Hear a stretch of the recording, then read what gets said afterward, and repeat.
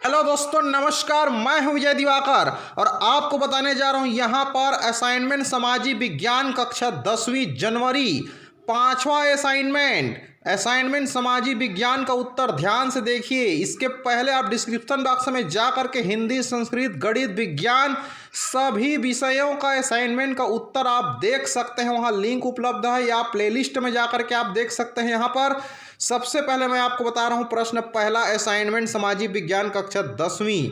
प्रश्न पहला, किसी देश में लिंगानुपात कम होने पर क्या होगा? इसका उत्तर है किसी देश या क्षेत्र में पुरुष और स्त्रियों के अनुपात को लिंगानुपात कहते हैं। किसी भी देश या समाज में लिंगानुपात कम होने का अर्थ है वहां की बालिकाओं व महिलाओं के पोषण, शिक्षा, स्वास्थ्य आदि पर अपेक्षाकृत कम ध्यान दिया जाता है, जिसके कारण वे कम जीवित रह पाते हैं।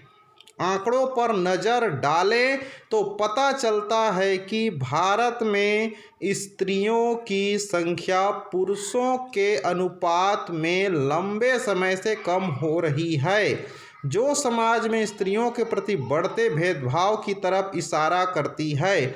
शिक्षा एवं विकास के मामले में स्त्रियों को भेदभाव का सामना करना पड़ता है।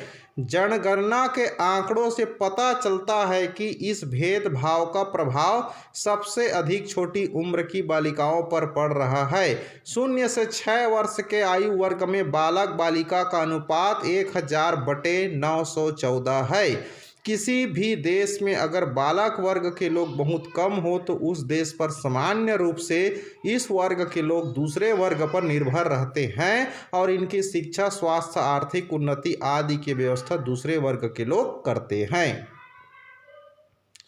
प्रश्न दूसरा, योजनाबद्ध विकास के कारण सरकार की ताकत में वृद्धि कैसे हुई थी? इसका उत्तर है व्यक्ति अपनी आवश्यकताओं और आकांक्षाओं को पूर्ण करते हुए एक सुव्यवस्थित जीवन बनाए, यही विकास कहलाता है। आय, साक्षरता दर, जीवन प्रत्याशा और समाज में पोषण का स्तर विकसित समाज का आधार है। नए संविधान के लागू होने के 2 महीने के भीतर ही योजना आयोग का गठन किया गया, जिसे भारत के आर्थिक विकास के लिए योजना बनाना था। जवाहरलाल नेहरू योजनाबद्ध विकास के पक्षधर थे। वे मानते थे कि केंद्र सरकार को आर्थिक विकास के लिए ठोस कदम उठाना चाहिए। योजना आयोग ने पंचवर्षीय योजनाओं का प्रस्ताव रखा और विकास के लिए एक मिश्रित अर्थव्यवस्था की नींव रखी, जिसे शासकीय और निजी क्षेत्रों को साथ मिलकर काम करना था। योजनाबद्ध औद्योगिक विकास से देश में औद्योगिकीकरण के लिए जरूरी बुनियाद तो बनी, मगर अपेक्षानुसार देश में गरीबी दूर नहीं हो पाई। इस कारण 1970 के दशक से देश में गरीबी उन्मूलन और रोजगार के अवसर बढ़ाने के लिए विशेष कार्यक्रम भी शुरू किए गए। प्रश्न तीसरा, एशिया के तीनों देशों भारत, वियतनाम और इंडोनेशिया में स्वतंत्रता के बाद भूमि सुधार हुए, वर्णन कीजिए। तो उत्तर है स्वतंत्रता के पश्चात एशिया महाद्वीप के तीनों देश भारत, वियतनाम और इंडोनेशिया में स्वतंत्रता के बाद भूमि सुधार हुए। इन तीनों देशों की भूमि सुधार योजना में निम्न अंतर है। भारत में भूमि सुधार योजना, भारतीय मुस्लिम लीग के नेता मोहम्मद अली जिन्ना ने मुसलमानों के लिए अलग देश पाकिस्तान की मांग की। इसी समय जमीनी स्तर पर भूमि सुधार किए जाने का प्रस्ताव किया गया था, अतः पाकिस्तान की मांग पर जन आंदोलन प्रारंभ हो गया। कई राज्यों में किसान भी विद्रोह की राह पर थे। शहरों में मजदूर संगठित होकर हड़ताल और आंदोलन कर रहे थे। इस प्रकार इन आंदोलनों के कारण भूमि सुधार भारत में अधिक नहीं हो पाया। वियतनाम में भूमि सुधार आंदोलन के फलस्वरूप सदियों पुरानी जमींदारी प्रथा समाप्त हो गई। किसानों को भूमि का मालिक बनाया गया। प्रत्येक किसान के लिए जमीन रखने की सीमा निर्धारित कर दी गई। भूमिहीन और गरीब किसान जमीन के मालिक बन गए। वियतनाम का स्वतंत्रता संघर्ष 20वीं सदी की महान गाथाओं में से एक है। वियतनाम के लोगों ने, जो मुख्यतः गरीब किसान थे, विश्व के सबसे शक्तिशाली देशों से अत्यंत भयावह युद्ध लड़कर स्वतंत्रता हासिल की थी। इंडोनेशिया द्वितीय विश्व युद्ध के दौरान जर्मनी ने हालैंड को हराकर अपने साम्राज्य में मिला लिया था और इंडोनेशिया पर जर्मनी के सहयोगी जापान का कब्जा हो गया।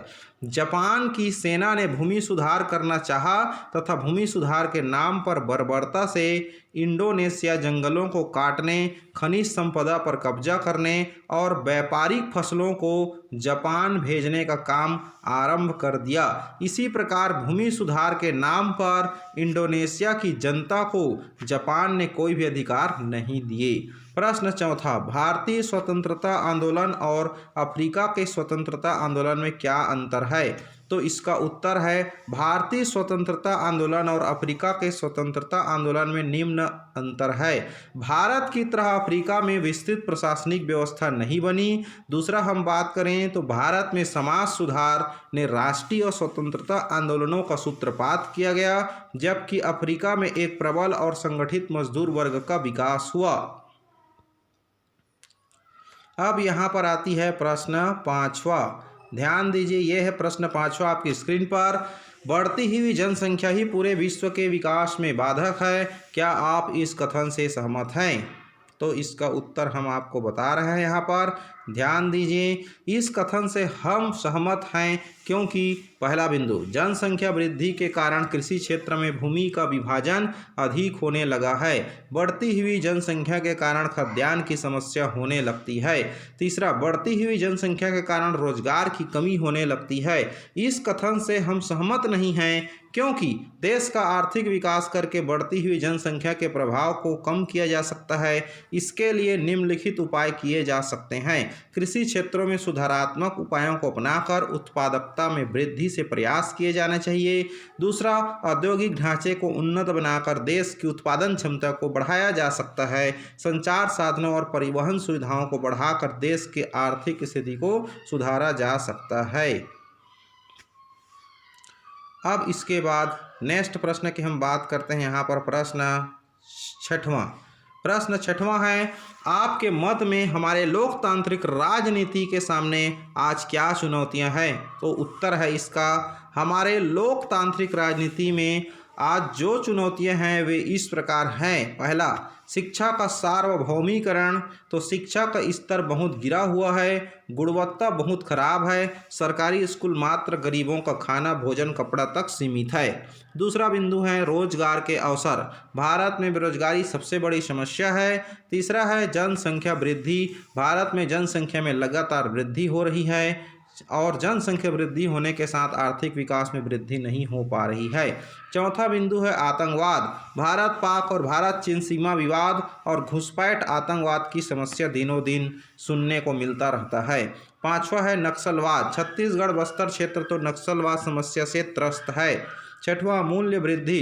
महंगाई की दौर बढ़ती जा रही है। सातवां बिंदु है गरीबी। भारत की सबसे बड़ी और प्रमुख समस्या गरीबी है। आज भी करोड़ों लोगों के पास मकान नहीं है और ना बिजली पानी है। तो इस तरह से यहाँ पर कहना चाहिए प्यारे बच्चों, हमने पूरे सभी विषय का गणित, विज्ञान, अंग्रेजी, हिंदी, संस्कृत, सामाजिक विज्ञान सभी विषय के असाइनमेंट का उत्तर जनवरी का हमने अपलोड कर दिया।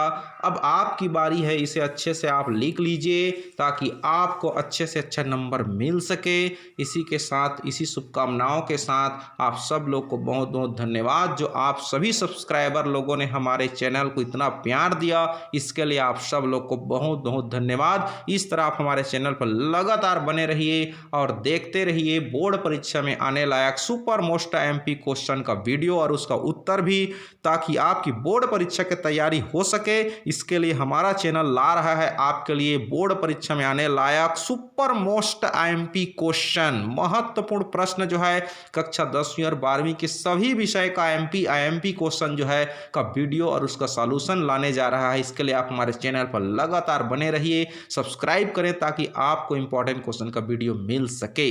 तो इसके लिए आप हमारे चैनल के डिस्क्रिप्शन बॉक्स में जा करके भी बहुत सारे इंपॉर्टेंट क्वेश्चन का वीडियो हम बना चुके हैं, उसे आप देख सकते हैं और पढ़ भी सकते हैं। प्लेलिस्ट में जा करके आपको वीडियो मिल जाएगा और वहाँ से देख करके आप समझ सकते हैं। Thank you so much.